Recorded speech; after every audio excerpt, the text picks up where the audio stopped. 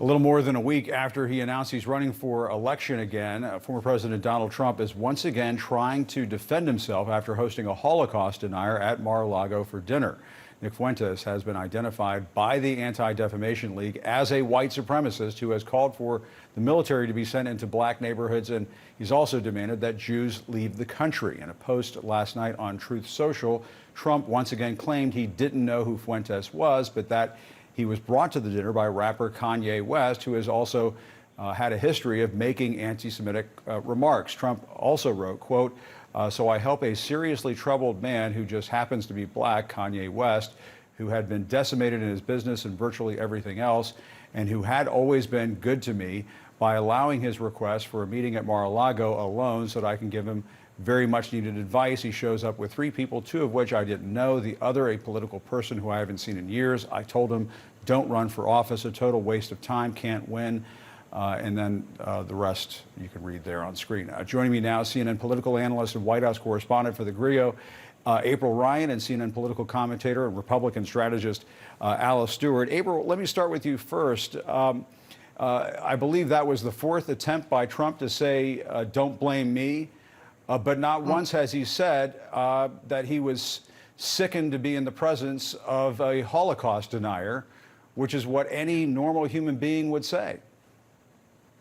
Well, you know, I talked just before this segment, I talked to Jonathan Greenblatt of the Anti-Defamation League, and he said, you just talked about some of the things he said, but he said it's awful, appalling, and it's totally in character for Donald Trump. And he said he also brought up the example that he didn't know who David Duke was. So that's kind of going back to this moment.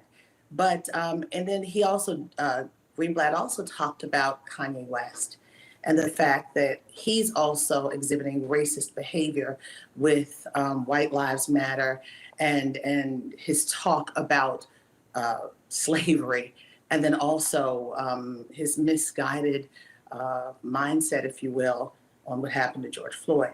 So Donald Trump was in company that does not bode well for his attempts to endear the Jewish community, nor the black community, and even the community at large, because this is viewed as racist, anti-Semitic, and more. Yeah, and we're talking to Jonathan Greenblatt, by the way, from the Anti-Defamation League in our 5 o'clock hour, so stay tuned for that. But Alice, you know, part of the problem with Trump's explanation is, as ridiculous as it is that we've heard a version of this before, multiple times, in fact. Let's watch.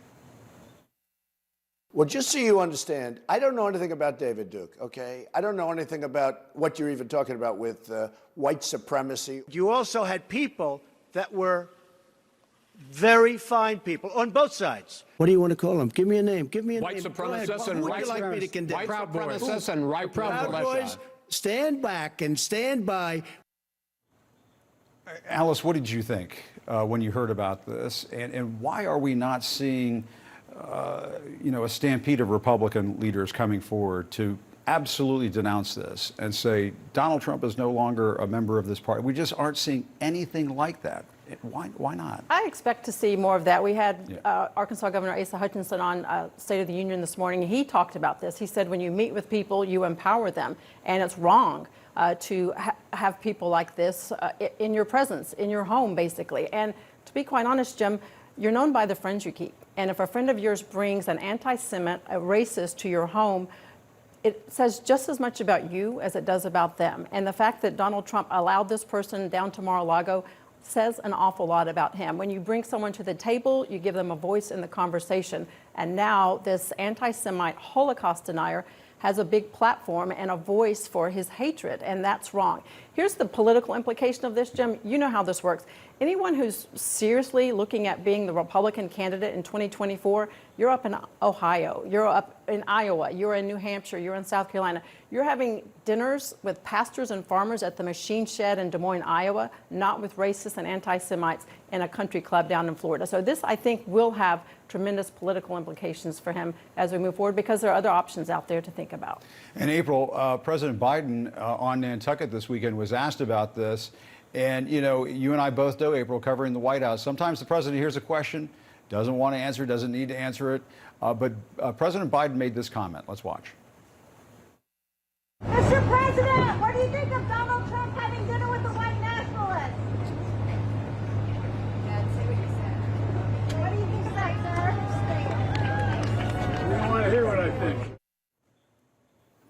April, what did you think of that? Well, you have to remember that those words still speak volumes. You don't want to know what I think. But this president, this current president, became a candidate for the Oval Office because of what happened in Charlottesville and that clip you just played. There are very fine people on both sides. But at the end of the day, you have a president of the United States who realizes that the man who was the impetus for him to run again is doing it all over again. And this could indeed be his opponent. So he is probably being very strategic. If I'm putting on my understanding cap of what a president does, he's probably being very strategic in this moment as to when to talk and how to talk about Donald Trump.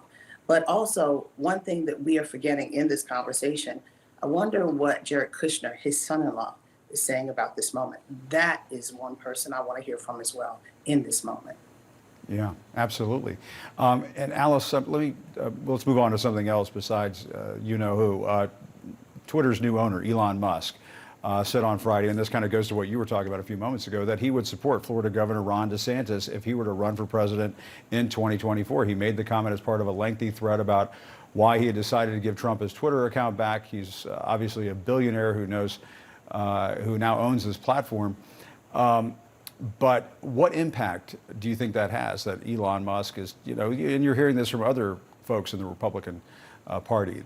There's a lot of movement towards Ron DeSantis, which is maybe it's a sort of a hold there, a placeholder for anybody but Trump. Right. Look, one of the things that we're seeing a lot more from Republicans and Elon Musk and people with big platforms and voices is we do need to turn the page. And another thing that Musk said was that he would support someone that is more centrist and sensible. And he has expressed his concerns about the Biden administration. So I think it's positive that you have someone with a platform like Elon Musk to encourage people, specifically Republicans, let's find someone a lot more sensible than this. And I encourage Trump's base, now is a good time to listen to those voices. Here's my message to Trump's base. If you really want to help Trump's legacy, you need to lock arms and line up behind someone else, someone who is more centrist, someone who is a rational Republican, a common sense conservative, someone that can win a general election. Because I can tell you, Jim, and you know how this works, someone that is as extreme as Donald Trump and an election denier cannot win a national election in the future. And we learned that from this past midterm election. Well, he keeps losing. I mean, he is, right. Was a loser in 2018 and midterms there, 2020, and of course 2022. April, Musk also said that he was, quote, fine with Trump not using his restored account. I mean, I guess we do have to remember, April, why Trump's account was shut down. It was shut down because of Trump inciting an insurrection on January 6th. But what do you make of what Elon Musk is doing there? Words matter, and Elon Musk has aligned himself by allowing Donald Trump to have his Twitter account back with someone who's very controversial as an investigation continues on what happened in January 6th and other issues. But at the end of the day, Elon Musk owns Twitter like he owns Tesla. It is his entity, but it's also others' decision to stay on it. There has been a change with Twitter, a noticeable change. And the question is, how long will people stay with Twitter as these changes continue to unfold?